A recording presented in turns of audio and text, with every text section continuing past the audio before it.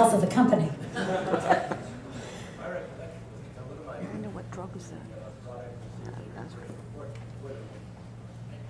Thalidomide, no, this wasn't thalidomide, this was sulfonamide. No, I'm saying that my recollection, is that the thalidomide was the company was the one that pulled the drug off the market, not the drug that Well, in the case of thalidomide, of course, it came out in Europe. It hadn't been approved in the U.S. And what happened with thalidomide, just for those who don't know the history, it was actually a drug that was saving lives. The reason being, it was a very safe sleeping drug, and a lot of people were dying from barbiturate overdose. You know, you've heard the stories of Marilyn Monroe and other famous people who've died. Well, that's what was happening. People were taking overdoses. Not on purpose, but just because it was so easy to overdose. Well, thalidomide didn't have that problem. It was great. You could take a lot of it. But what happened was, pregnant women started taking it because they started realizing that it helped their morning sickness. And it did. But the problem is that they took it in a 4-week period during their pregnancy, and it had to be that 4-week period. They had children that were born either without limbs or with shrunken limbs. And at first the company, I think, kind of backpedaled on that. They could hardly believe it. And this is a natural tendency. You know, you want your drug out there. It's been good, so good, you know, you can't believe it's got something like this wrong. But this is why, it's what I was saying earlier. At the time, we didn't appreciate how sensitive the fetus was compared to the mother. We just didn't have that knowledge. At least most people didn't. It was out there, but it wasn't well known. So at first, they didn't think it was really happening, and then they finally withdrew it, of course. And the company went bankrupt, if I recall. Now, what was interesting is that the FDA banned this drug. It didn't say, well, men can take it. It just banned it, okay? It never approved it, and it wasn't going to consider it. Well, what's interesting is this drug happens to work against a disease that has a long history, a very long history of making people miserable. It works against leprosy. And it's now finally, after much trauma on the part of the people who are trying to help people with leprosy, is being tested. So, you know, no drug is perfectly safe. No drug is always effective. It depends on the individual and what you're using it for. And that's why it's so important to be careful on this. Now, let's see, I wanted to see if anybody else who hasn't spoken, you didn't have a chance yet. I was wondering if any of the drugs that were on the market prior to the regulations are in peril. Yes, the question was, are any of the drugs on the market before the regulations in peril? The answer is yes. What the FDA did is they said, okay, if you're on the market already, you have to bring us proof that your drug works, and if you don't, then you can't market it anymore. Now, of course, there were so many drugs on the market at that point, they really, and this was kind of before they had defined everything well, so what they did is they asked a panel of physicians to rule on whether they were effective. Now, let's get this straight. The new drugs had to jump through all these hoops and get 2 US studies that showed certain statistical significance, but the old drugs got to have a panel of physicians, which is what the old system was about. Very strange.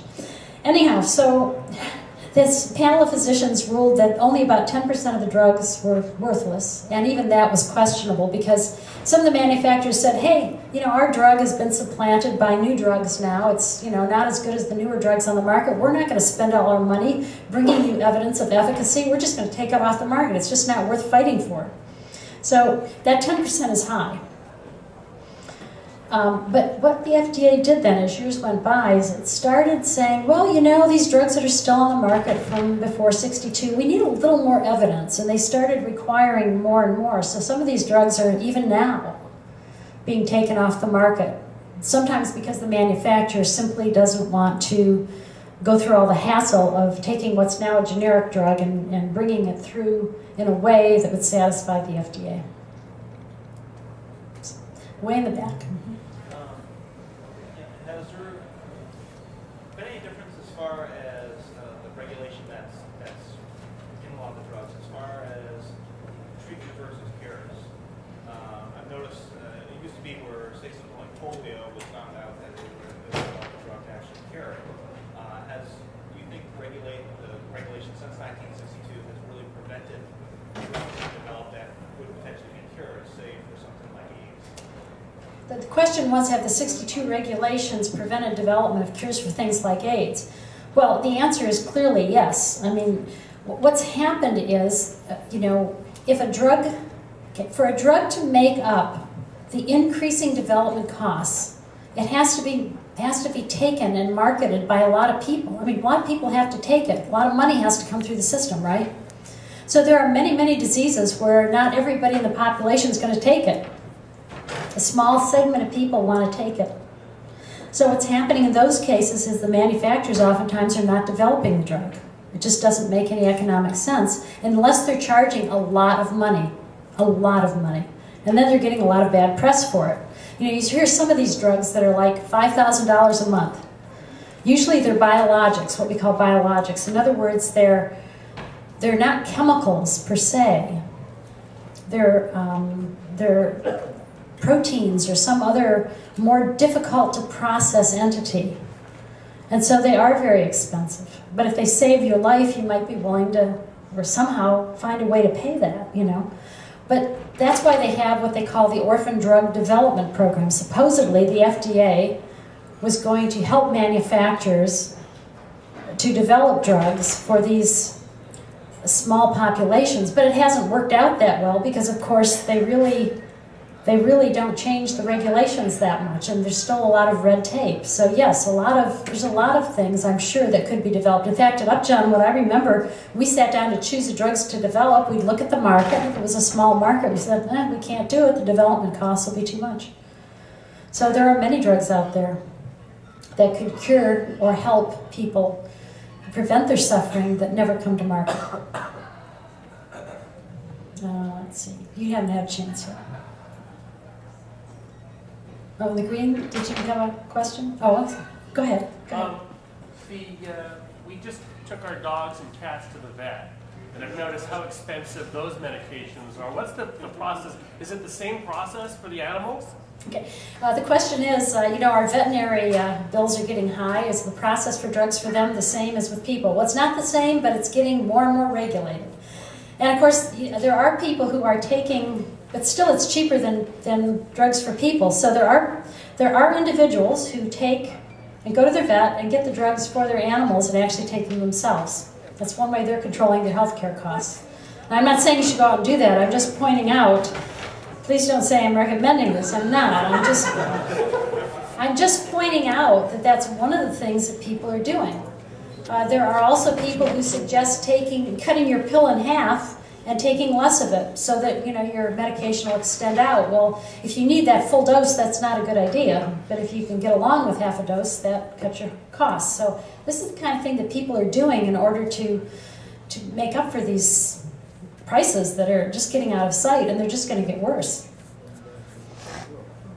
Okay, have I exhausted all the questions? Over here. I've got one more over here. Okay, I'll take one more and then I'll leave. What about vaccinations? Do they have to follow the same regulatory? Oh, vaccinations. Oh my goodness, yes. Oh. It's getting almost impossible to develop a vaccine unless it's really something that the government wants badly, because there you're dealing with a biological again.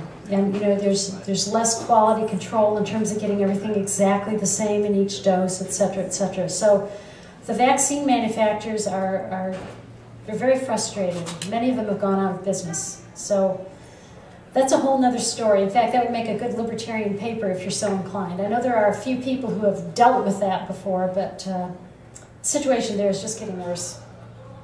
Okay, well, I want to thank you all for your attention.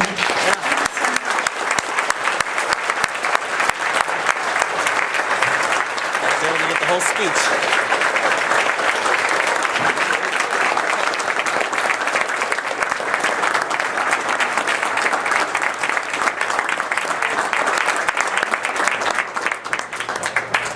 And I want to return my laser pointer substitute to whoever gave it to me. Thank you. Thank you. And don't forget, Dr. Ruwart will be out signing her books. Give her a couple minutes to relax, right? Yes? Yes. No, it's my mandatory. Leave her alone for a few minutes.